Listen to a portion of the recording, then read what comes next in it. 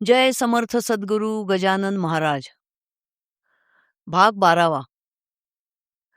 गजानन स्वामींमध्ये असलेल्या सामर्थ्याचा साक्षात्कार झाल्यापासून हरी पाटलाने त्यांच्याशी उद्धटपणे वागणे सोडून दिले. ते पाहून इतर भाऊ त्याला म्हणाले, हरी, तू त्या जोगड्याला का भीतोस? आपण पाटलाची पोरे आहोत, ह्या गावचे जमेदार आहोत. असे असूनही तू त्या गोसाव्याच्या पायी डोके का ठेवतोस? त्याला शरण का जातोस? त्या पिशाचे थोतांड गावात फारच माजले आहे. त्याच्यापासून लोकांना सावध करायला पाहिजे. आपण जर असे केले नाही तर लोक त्याच्या मागे अजूनच नादावतील. हे भोंदू साधूचा वेश घेतात, अजब चाळे करतात, बायाबापड्यांना फसवतात.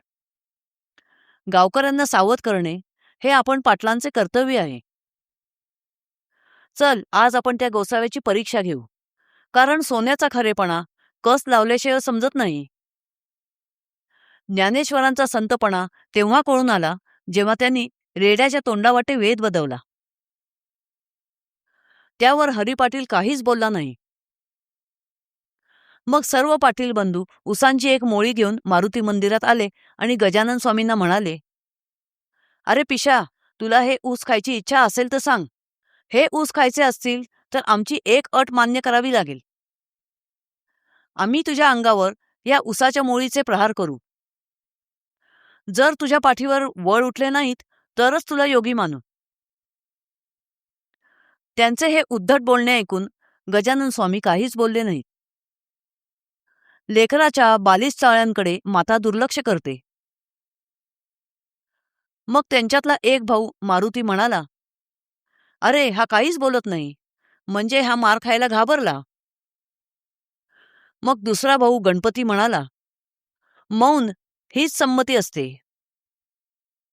मग सर्व भावांनी ऊस घेतले आणि गजानन स्वामींच्या अंगावर त्यांना मारण्यासाठी धावून गेले. तेव्हा हा प्रसंग बघणारे मंदिरातले स्त्री पुरुष घाबरून इकडे तिकडे पळू लागले. भास्कर तेवढा गजानन स्वामींजवळ थांबला. तो पाटील भावंडांना म्हणाला, तुम्ही स्वामींना उसाने मारता आहात हे चांगले नाही. तुमचा जन्म पाटील कुळात झाला आहे.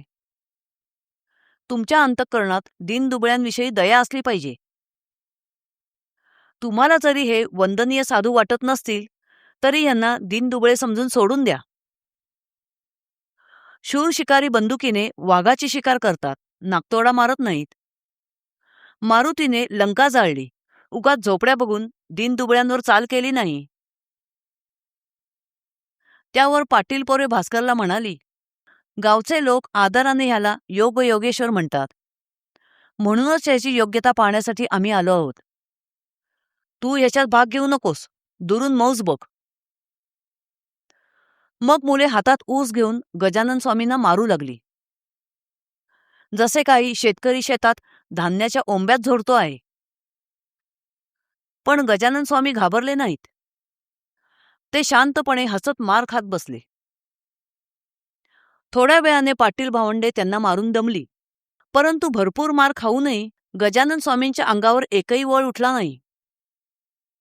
ते बघून मात्र पाटील पोरे घाबरली. त्यांना समजले की गजानन स्वामी खरोखरच महाबली योग योगेश्वर आहेत. मग सर्व पाटील भावंडे गजानन स्वामींचे चरण धरून त्यांना शरण गेली. तेव्हा स्वामी त्यांना म्हणाले, मुलांनो, मला मारून तुमच्या हाताला खूप श्रम झाले असतील, तेव्हा या माझ्यापुढे बसा. तुमचा श्रमपरिहार करण्यासाठी मी तुम्हाला या ऊसाचा रस काढून देतो. असे म्हणून गजानन स्वामींनी एक ऊस घेतला आणि तो हातानेच पिळून भांड्यात त्याचा रस काढला. असे एक एक करत मोळीतल्या सर्व ऊसांचा त्यांनी हाताने पिळून रस काढला आणि त्या पाटील पोरांना प्यायला दिला. गजानन महाराजांनी चरकाशिवाय हाताने रस काढला हे बघून पोरे आश्चर्यचकित झाली. त्यांना या गजानन महाराज रूपी पुण्यपुरुषाची योगशक्ती कळून चुकली. गजानन महाराजांनी ही लीला योगाभ्यासाचे महत्त्व शिकवण्यासाठी केली. पौष्टिक पदार्थ खाल्ल्याने तात्पुरती शक्ती येते, पण योगाभ्यासामुळे शरीर सशक्त तर होतेच, पण योगशक्तीने सिद्धीही प्राप्त होते. तेव्हा शरीर सशक्त करायचे असेल तर नियमित योगाभ्यास करा. हीच शिकवण गजानन स्वामींना त्या सर्वांना द्यायची होती. ह्या प्रसंगाने त्या पाटील पोरांचा अभिमान गळाला. मग पोरांनी घरी जाऊन आपला मोठा भाऊ खंडू पाटील याला सर्व हकीकत सांगितली आणि म्हणाले, दादा, आपल्या गावात श्री गजानन महाराजांच्या रूपाने साक्षात ईश्वर आला आहे. याचा आज आम्हाला प्रत्यय आला. उसाच्या रसाची हकीकत ऐकताच खंडू पाटील चकित झाला. मग तो सुद्धा गजानन स्वामींच्या दर्शनाला जाऊ लागला. पण त्याच्या वाणीला अजिबात मार्दव नव्हते. खंडू पाटील गजानन स्वामींना गण्या, गजा असे संबोधत असे. हा अरेतुरेचा उल्लेख दोन प्रकारे असू शकतो. जर एखाद्या व्यक्तीबद्दल अत्यंत प्रेम असेल तर त्याला आपण अरेतुरे करतो, जसे लेकरू आपल्या आईला. किंवा दुसरे म्हणजे हुद्द्याने मोठा असणाऱ्या व्यक्तीला सरसकट सगळ्यांना अरेतुरे करण्याची सवय असते. रयत ही पाटलांची लेकरे होती, म्हणून खंडू पाटील सर्वांनाच अरेतुरे करत असे. खंडू गजानन स्वामींना जरी गण्या म्हणायचा तरी त्याच्या हृदयात गजानन स्वामींबद्दल प्रेम होते. जसा नारळवरून कडक असतो पण आतून मऊ असतो, फणस बाहेरून काटेरी असतो पण आत गोड गरे असतात. खंडूचे काका कुकाजी वृद्ध झाले होते. ते आपल्या या पुत्रासमान पुतण्याला म्हणाले, तू रोज गजानन महाराजांच्या दर्शनाला जातोस. मला सांगतोस की गजानन महाराज भूमीवरील साक्षात्कारी ईश्वर आहेत. तुला मूलबाळ नाही. आता माझ्या या वृद्धापकाळात मला तुझी मुले खेळवण्याची इच्छा आहे. आज स्वामी समर्थ गजाननाला विनंती कर की माझ्यावर कृपा करा आणि मला एखादे आपत्य होण्याचा आशीर्वाद द्या. तो खरा योगी साधू असल्याने कदाचित तुझी इच्छा पूर्ण होईल आणि माझे मनोरथही पूर्ण होतील. साधू पुरुषाला या जगात काहीही अशक्य नाही. कुकाजींच्या सल्ल्याप्रमाणे खंडू पाटील मारुती मंदिरात गजानन स्वामींच्या दर्शनाला गेला आणि त्यांना म्हणाला, अरे गण्या, मला मुलबाळ नाही आणि माझ्या वृद्ध चुलत्याला नातवंड बघायची इच्छा आहे. तू योगी साधू आहेस. लोक असे म्हणतात की तुझे दर्शन घेतल्याने, तुला शरण आल्याने मनातल्या इच्छा पूर्ण होतात. आज ते खरे करून दाखव. मला पुत्रप्राप्तीचा आशीर्वाद दे. त्याचे बोलणे ऐकून गजानन स्वामी त्याला म्हणाले, तू आज मला शरण आलास, माझ्याकडे याचना केलीस, हे उत्तम झाले. तुझ्याकडे धन, सत्ता सर्व काही आहे. मोठी शेती आहे, खूप दुकाने, गिरण्या, पेढ्या आहेत. सगळेजण तुझी आज्ञा मानतात. मग तू हे धनबलाच्या साह्याने का घडवून आणत नाहीस? तुला माझ्याकडे याचना करण्याची वेळ का आली हेच समजत नाही. त्यावर खंडू म्हणाला, ही गोष्ट प्रयत्नांनी साध्य होण्यासारखी नाही. पिके पावसाच्या पाण्यावर वाढतात, पण पाऊस पाडणे हे मानवाच्या हातात नाही. दुष्काळात जमिनी सुकतात, पिके नष्ट होतात, पण पाऊस पडल्यानंतर मात्र माणूस आपल्या कर्तृत्वाने शेती पिकवतो, बगीचा फुलवतो. खंडूचे उत्तर ऐकून गजानन महाराज प्रसन्न झाले. ते खंडूला म्हणाले, तू आत्ताच माझ्याजवळ पुत्रप्राप्तीची याचना केलीस. याचना म्हणजे भीक मागणे. म्हणून तुला जो पुत्र होईल त्याचे नाव भिक्या ठेव.